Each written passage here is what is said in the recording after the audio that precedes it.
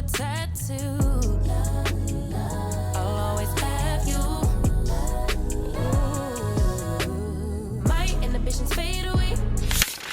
So this is kind of random, but I have so many works in progress. It is so embarrassing. I have so many that are in varying stages of completion, which is not really embarrassing. Whatever. We're writers. That's what we do.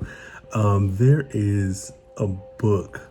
So there's a trilogy that I did years ago that I've been like slowly on the back end kind of plotting out, trying to change a little bit, because it was the first book series I had ever done. Like, I wrote this in a 70-page notebook in the 8th and 9th grade. Like, I had my friends reading over every chapter, telling me what they thought. Should they do this? Should they do that? And I eventually converted that into an actual novel. And so that is the 3-book series, which was the first thing I ever like traditionally that I ever like professionally that I wrote, whatever. And so there is a book that comes in the same universe as that, and it follows a character, but it's so far removed from the original 3-book series. And I don't know, randomly I'm sitting here at the pyramid doing my little work or whatnot, and it hit me, and I was like, there was like 2 scenes that just hit me back to back. Now, y'all know I'm doing a bunch of stuff already, so it's not like I'm about to pour into that to that degree, but I think I am going to kind of read through it, because it actually could function as a short story, but that's only because it ended in a way that was good, but I wasn't happy with the ending because I needed to flesh out more stuff. And this was like years ago. And so I'm going to take a look at that again, not to give it priority over my other projects, but simply to kind of refresh my memory. Because what I do, which you wouldn't know this yet because the book isn't out, but I like to, like a lot of authors, have different characters show up in different places. And I was like, oh, there is someone who I need at the end of my duet series in the 2nd book, and maybe I can just pull them from that one. So I don't know, we're gonna check and see, because funny enough, in that book that I'm referencing from years ago, the main character in my duet series shows up in there, but they only show up for like not even a full scene. It's like a part of the scene. It's pretty much a cameo, because I knew I was writing this duet series, and so it's all connected. What is it that Always Sunny in Philadelphia meme with Charlie? Like, it's all connected.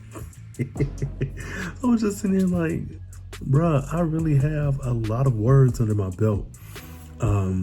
It's something I want to do, which I don't know what this would take. It shouldn't take too much, but take all of the books that I have, no matter if they're complete or not, and like total up the word count and see if like what that is. I wonder, because like the one I'm doing now, the duet series, just the part 2 is like 6,400 and something words. The first one I believe is 62,000 words. And then not mentioning that trilogy series that I wrote, now those are big for no reason, which is part of the reason why I'm going through and slowly on the back end kind of looking them over, taking notes and stuff, because there's a lot of stuff that probably could be cut or fleshed out differently or combined. Like, there's no way that first book is like so thick. And I actually have it. I may show that in a different video. Hell, maybe even this one. Either way, I was just thinking about how that story just kind of hit me in the head twice real quick, and there has to be a reason for it. And if there's not, I'm going to bend over backwards to find a way to make a reason for it. So happy writing, y'all. I never went to an art school. I failed the art courses that I did take in school. I just looked at a lot of things, and that's what I think I learned about art, by looking at it. Yo, your boy is tired, so I've kind of been slaving away for the last few hours, and in the midst of this, I find a lot of the creativity and the ideas that hit me, they always hit you at the weird, inopportune moments, like when you're in the shower, when you're driving to work, or standing in line. And so for today, I was hit with a lot of different ideas and thoughts about the book I mentioned before, as well as the book that I'm wrapping up now. And being that I'm currently working, it made it a little difficult. So I have all these like sticky notes where I'm just like getting out all this little information in between, like doing the, regular work and whatnot. And it's working for me. It always has. This is nothing new to me, but I am tired. I'm tired. And I'm tired, but I'm tired not like, oh, I'm sleepy, I'm exhausted. I'm tired in this way where I'm waiting for something to happen. You know how you may, I don't know, this may be extreme, but when you're a kid, you're like, oh, I can't wait till my 16th birthday, or I get my driver's license, or I'm 21 and I can go to a bar, or, whatever, like these milestones that you're like, oh, I can't wait for. I'm kind of there, but not. So I am waiting to get these books in. And so I want to have this stuff done, and I am so close to being finished, and it's making me anxious. But instead of like letting that eat at me, I keep reminding myself it's almost there. You gotta wait your turn. Certain things have to fall into place for this to work, and it is something I'm trying to constantly remind myself of. And some days it's great. It's like, yeah, of course you have to wait. Other days it's like, nah, motherfucker, what is taking so long?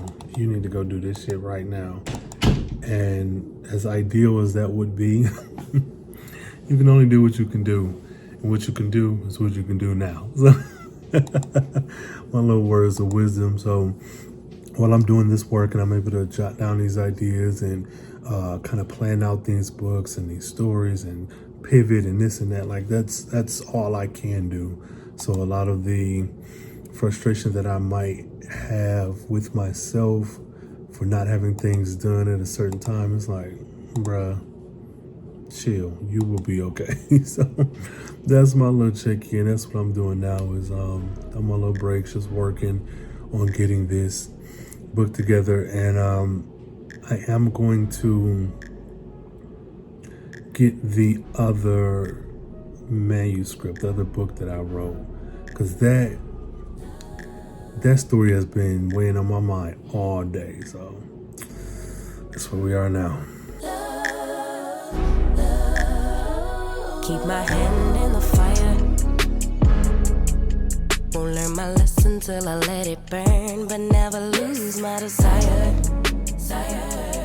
Had it from the moment that I felt my first love. I knew I'd never get enough of you.